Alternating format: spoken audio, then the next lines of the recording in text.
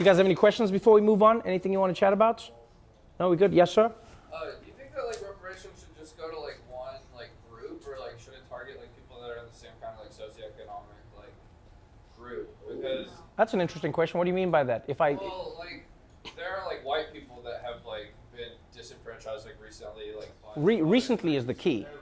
Recently is the key. The country like deindustrialized, right? So like a lot of people in like manufacturing jobs and stuff, like right. Were affected. But so to your question, I think you have to understand what the word reparations means first. So reparations, you are repairing something that you have broken. You are paying for something that you were supposed to pay for. I'm not saying that there aren't people living in America today who are suffering and are going through pain and strife because of what's happening when it comes to machines taking jobs, factories becoming industrialized, etc. But reparations is a specific conversation about a specific time in America, and that is black people were slaves. You know what I mean? I've even heard people say like, oh, but there were some of the Irish who were indentured. Like, yeah, slavery. Look at the numbers, look at the time, look at the level of work. You could not work toward your freedom. For most black people in America, this was a time when you lived and died as a slave. And so that's what reparations is about. And so I hear what you're saying, but I think that's a completely separate conversation that needs to be had about the now. Because if you are not careful, what you then do is you combine everybody's suffering into the same ball, and you make it seem like all injustices have the same weighting, and they don't. Just like crimes, you know, theft isn't the same as murder. We don't try them the same way. And as much as there is a white person who's suffering today, I feel for anybody who's suffering, because I know what it's like to be poor. I know what it's like to suffer. I didn't come from a wealthy family. We struggled when I was growing up, but I also understand that there are levels of that suffering. You know, and so sometimes white people, it does block a white person because you go white privilege, and a person goes, I'm poor and I'm white. Where's the privilege? You know, white people are like, I wish I could activate my white privilege. I wish I could do it right now. White privilege, give me something. I get that. I get that. Trust me, I get it. It is hard to accept that you have benefits because of the color of your skin if you cannot see the benefits that you have. But the thing I try to explain to a person is, think of it more like golf. Don't think of it as privilege, then think of it like a handicap. Right? In golf, they acknowledge that you are in a position where you need so many advantages to be competitive in the game, right? So what they say is you have a handicap of 15, so that means like you're going to be hitting from this tee and you get more chances to get the ball in because we understand the position you're in. And if you're a black person in America, from slavery, from day one, the number of injustices that have held black people back in America amount to an insurmountable, like you look at black people's freedom, you look at black people's land, just land alone. The amount of wealth you can acquire over time if you own land is exponential, because you have the land, you have the fact that you can borrow based on the land, you have the fact that you can use the money that you have borrowed to grow more wealth, you can use it to grow your family's wealth. Just taking that away from black people alone is crippling them. And so you combine that with slavery, and then you look at Jim Crow laws. You didn't let black people in America live in the areas that they wanted to live in. They couldn't get loans from the banks that they wanted to get loans from. And then on top of that, when they started getting the loans from American banks were found to be giving them higher interest rates when in fact they were the same risk as many of the other races that they were giving loans to. So when you combine all of those things, I think it's safe to say that black Americans have a conversation that they need to be having with the United States. Doesn't involve me, doesn't involve white people, it's like, yo, American government, meet the black people. That's it. Have that conversation. Whenever I see all the stuff about voter registration and voter ID laws in America, etc., that's one of the few moments when I miss South Africa's racism. Because no, what I liked about South Africa's racism is that it was just straight up. You know, they're just like, no blacks. No blacks, okay? Simple as that, no blacks. And you knew where you stood. I don't like in America, they make you work for your racism, you know? You gotta figure it out. They'll be like, we don't need certain people who are prone to hip hop and swag. And you people, you're like, which people? You people. You're like, which people? Tall people? No, you people. Like, I'm like, no, man, I just want to be offended and enjoy it, you know? I don't want to, gotta figure out my race, like it's racism Sudoku or something. I don't want to figure it out.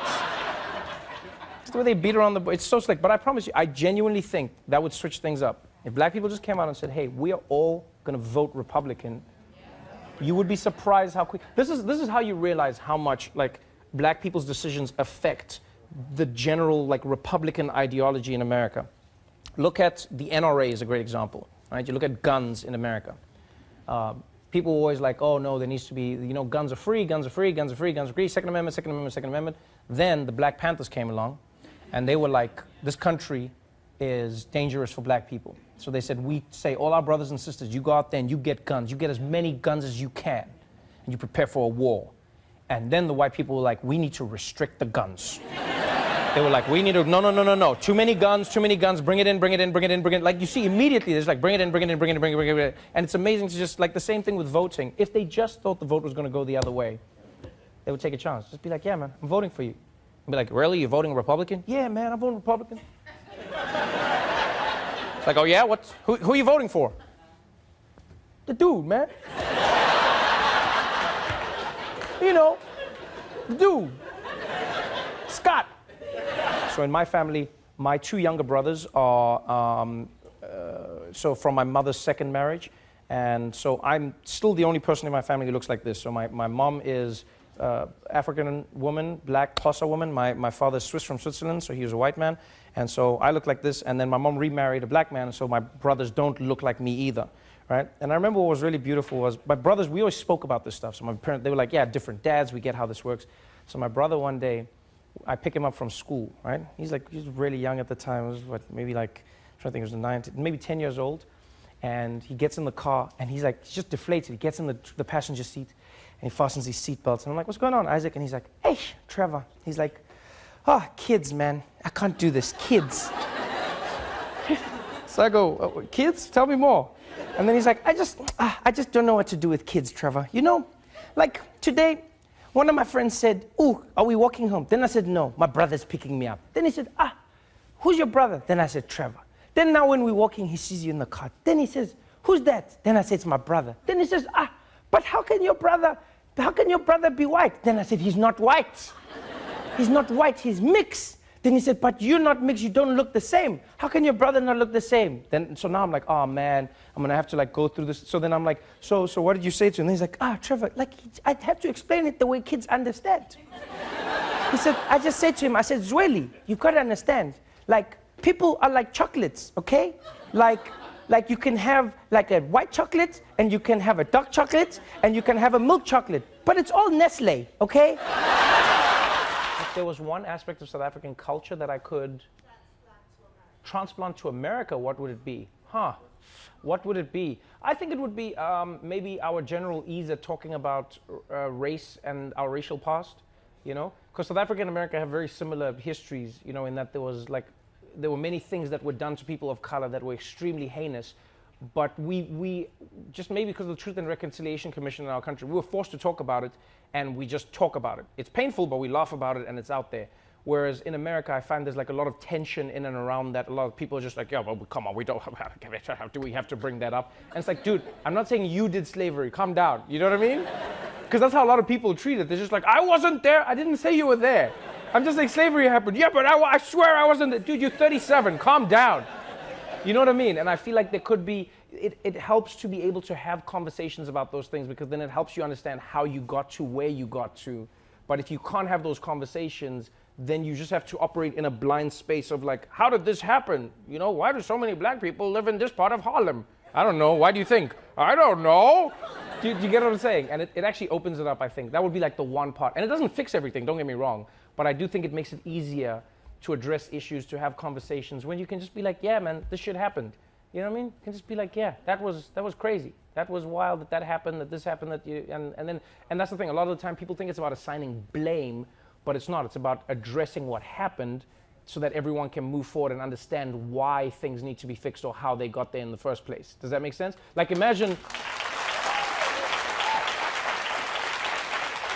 Imagine if your doctor, you want to talk to your doctor about something that happened inside your body, and then your doctor scans, and then you're like, Doc, I think I might have a cancer. Your doctor's like, I wasn't there. I wasn't eating with you. You're like, no, I just need your help fixing it. Yeah, I wasn't there though. I wasn't eating. It's like, no, man, just chill out. You know what I mean? Just talk about, that's the one thing. I'll transplant that.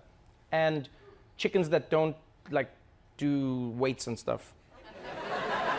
That's the other part. Chickens that just are normal. Because American chickens is just what is it? Once I saw them, I was like, I'm sorry, what? Is that the thing I'm eating? Oh. Like, I remember when I first saw a chicken wing in America. This is the dumbest thing you've ever heard. And you're gonna judge me, but I judge you back.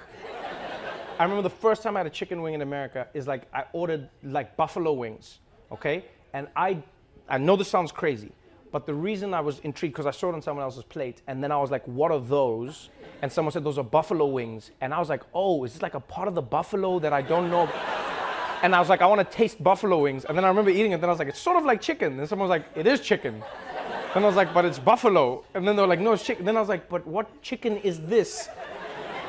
I was like, how big is the wing of this chicken? What dinosaur chickens do you guys have here? Because that's not the size of any normal chicken anywhere in the world. So yeah, I would, that's the one other thing I would bring, is just like normal animals. Normal, that's all. Yeah, I'd bring normal animals and conversations about race.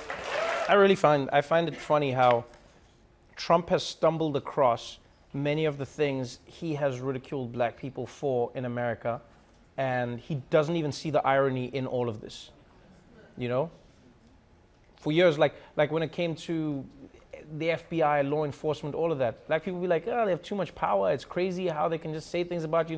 And then, you know, Trump would be like, you should go to jail. And then now he's like, have you seen how much power they have, folks? They can do whatever they want, take your life away.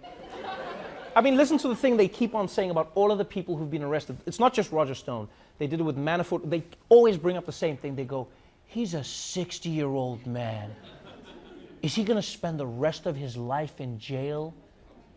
And that's literally what communities of color have been saying in America for decades. They're like, you're going to let someone spend the rest of their life in jail because of a mistake they made? I'm not disputing that they broke the law, but they're going to spend the rest of their lives in jail. And the people are like, well, you break the law, you pay the price. That's what it's all about. And now all of Trump's people, this is the sixth person now, all of them going to jail. All of them. And now Trump is like, did you see in the middle of the night? You're like, and? They came into his house. Because that's where he was.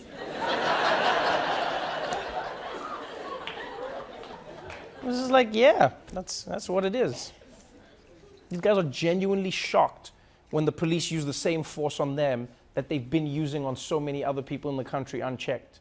Because that's what I'm saying. I do think it's extreme. I'd like American police, especially if you do travel the world, weird flex, you'll see how like it's just police are militarized in America in a way they aren't in most developed nations, you know? Like, it's so weird for me. Every time I go back to South Africa, I'm reminded, I'm like, oh yeah, being a policeman just means that you are a citizen who has the job of enforcing the law. But it doesn't put you at a different level. It doesn't mean you can treat people like shit. It doesn't, I'll talk to a police officer. I can disagree with him. I can argue. Still respectful, of course. The guy can arrest you if you go too far. But it's not like I have to be afraid. You know, I don't have to be afraid of the person. I remember once I was driving in South Africa with my American friend, and the cop car in front of me, he wasn't paying attention, and he like swerved into my lane. And so then I hooted at him, I honked. I was like, beep! And then he went back in, and my friend was like, what are you doing? I was like, what? He came into my lane. I was like, the guy must, that's why you honk at him. He's like, you can't honk at the cops. I was like, but I did. He's still a driver. I mean, if the guy's driving and he does something, I gotta honk and tell him, hey man. And then like in America, I learned you can't even drive past the cops. That's like the weirdest thing for me. When I first moved here, I lived in California, and I was on the freeway, and I didn't know like the rules of America, and so I was just like follow the speed limits, and I'm driving, and all the cars are going slow, and I'm like, you guys are idiots. I'm God, and I'm going 55, having a good time, 55, and then there's a cop car, and then I just drove past it, right? But the cop car was going like 40.